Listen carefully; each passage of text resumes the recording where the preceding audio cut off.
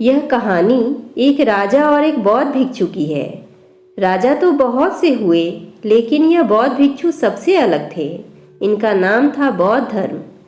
इस कहानी की शुरुआत एक परेशान राजा से होती है। वह राजा अपने मन को शांत करने का बहुत प्रयास करता है, पर उसका मन शांत नहीं हो पाता। वह अपने राज्य के बड़े से बड़े विद्वानों को अपने महल में बुलाता है और उनसे उपाय पूछता है। लोग तरह तरह के उपाय राजा को बताते हैं, पर कोई भी उपाय काम नहीं करता। एक दिन एक व्यक्ति राजा के पास आता है और कहता है, आपके मन को शांत करने का एक उपाय है।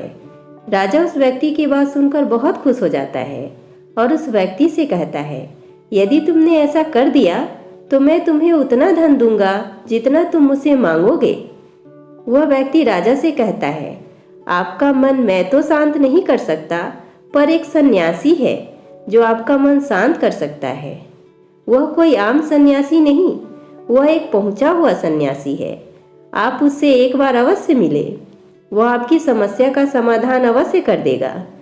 राजा उस व्यक्ति से कहते हैं, कहाँ मिलेगा मुझे यह सन्यासी? वह व्यक्ति राजा से कहता है, यहाँ से कुछ दूर जंगल में उसकी एक छोटी सी कुटिया है। राजा अपने कुछ सैनिकों के साथ उस सन्यासी के पास पहुंचता है और बौद्ध धर्म से कहता है, मैंने सुना है आप बहुत पहुंचे हुए सन्यासी हैं। बौद्ध धर्म राजा को अनदेखा सा कर देता है। राजा सोचता है कि शायद बौद्ध धर्म ने मुझे सुना नहीं। राजा फिर कहता है, मैंने सुना है आप बहुत पहुंचे हुए सन्यासी हैं, क्या आप मेरे समस्या का समाधान कर सकते हैं? बौद्ध धर्म राजा का कोई भी प्रश्न का उत्तर नहीं देता। राजा मन ही मन सोचता है कि बौद्ध धर्म उसे कोई उत्तर क्यों नहीं दे रहे हैं। राजा मुद्दे की बात पर आता है। राजा बौद्ध धर्म से पूछता है, क्या आप मेरे मन को शांत कर सकते हैं? बौद्ध धर्म मुस्कुराते हैं और राजा से पूछता है, तुम्हारा मन अशांत क्यों है? राजा कहता है, वैसे तो मेरे पास कोई भी चीज की कमी नहीं है। धन मेरे पास इतना है जिसका मुझे खुद अंदाजा नहीं। सभी सुख सुविधाएं हैं। लोगों के मन में मेरे लिए आदर है। मैंने बहुत सारे दान पुण्य भी किए हैं, पर बस एक चीज की कमी है मेरे अंदर। मेरा मन अशांत रहता है। यदि यह कभी कभी शांत हो भी जाता है तो यह फिर से अशांत हो जाता है। क्या आप मेरे मन को शांत कर सकते हैं? मैं बड़ी आशा लेकर आपके पास आया हूँ। बाकी तो मैं सब उपाय कर लिया है, बस आप ही मेरी अंतिम आशा हो। बौद्ध धर्म उस राजा से कहते हैं, बिल्कुल, मैं तुम्हारे मन को शांत कर सकता हूँ। राजा बहुत खुश होता है। राजा कहता है, उसके लिए मुझे क्या करना होगा? बौद्ध धर्म मुस्कुराते हैं और कहते हैं, कल सुबह तुम मेरे पास आना, पर ध्यान रहे कि अकेले आना। राजा कहता है, ठीक है, मैं कल सुबह आपके पास आ जाऊंगा। बौद्ध धर्म कहते हैं, पर एक बात और ध्यान रहे, अपने अशांत मन को अपने साथ लाना। राजा सुनकर चौंकता है और सोचता है, यह कैसी बात कही बौद्ध धर्म ने। राजा कहता है, आपने क्या कहा? कृपा करके एक बार और बताइए। बौद्ध धर्म राजा से कहते हैं, तुम कल सुबह जल्दी आना और अपने अशांत मन को साथ लेकर आना। कहीं ऐसा ना हो कि तुम उसे अपने महल में ही छोड़ आओ। राजा सोचता है कि यह व्यक्ति कोई पागल तो नहीं, पर क्योंकि अब राजा के पास कोई विकल्प भी नहीं है, इसलिए वह सोचता है कि एक बार प्रयास कर लेना चाहिए। अगले दिन राजा अकेले सुबह सुबह बौद्ध धर्म के पास पहुंच जाता है और कहता है, मैं आ गया। बौद्ध धर्म उस राजा से कहते हैं, तुम तो आ गए, ठीक है, लेकिन तुम्हारा अशांत मन कहाँ है? लाओ उसे मुझे दे दो, मैं उसे अभी शांत करके तुम्हें देता हूँ। राजा कहता है, आप यह कैसी बात कर रहे हैं? आप इतने पहुंचे हुए सन्यासी होकर यह भी नहीं जानते कि मन कोई ऐसी वस्तु नहीं जिसे मैं उठाकर आपको दे दूं। मन तो मेरे भीतर है।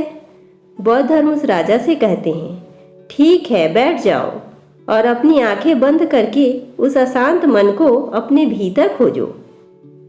राजा अपनी आंखें बंद करके उस अशांत मन को अपने भीतर खोजने का प्रयास करता है। बहुत देर आंख बंद करके बैठे रहने के बाद बौद्ध धर्म राजा के कंधे पर हाथ रखते हैं और कहते हैं, आँख खोलो। राजा अपनी आंखें खोलता है। बौद्ध धर्म उस राजा से पूछते हैं, क्या तुमने तुम्हारा शांत मन मिला? राजा कहता है, नहीं। बौद्ध धर्म राजा से कहते हैं, कोई बात नहीं, अब तुम कल प्रयास करना। आज के लिए इतनी खोज पर्याप्त थी। राजा अपने महल चला जाता है। अगले दिन सुबह राजा फिर बौद्ध धर्म के पास आता है और वैसा ही करता है जैसा कल बौद्ध धर्म ने बताया था। राजा बैठ जाता है और अपनी आंखें बंद कर लेता है और अपने उस अशांत मन को अपने भीतर ढूंढने का प्रयास करता है। बहुत देर तक राजा बैठा रहा। बौद्ध धर्म फिर से राजा के कंधे पर हाथ रखते हैं और कहते हैं, क्या तुम्हें तुम्हारा शांत मन मिला? राजा बड़ी शांत आवाज में बौद्ध धर्म से कहता है, नहीं। बौद्ध धर्म राजा से कहते हैं, कोई बात नहीं, आज के लिए इतना ही पर्याप्त है, अब तुम कल आना। अगले दिन सुबह राजा फिर बौद्ध धर्म के पास आया और वैसा ही करता है जैसा पूरे 2 दिन से कर रहा था।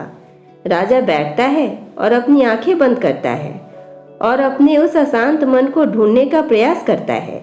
इस बार बौद्ध धर्म राजा के कंधे पर हाथ रखकर उसकी आंखें नहीं खुलवाते। राजा बस अपनी आंखों को बंद करके बैठा रहता है।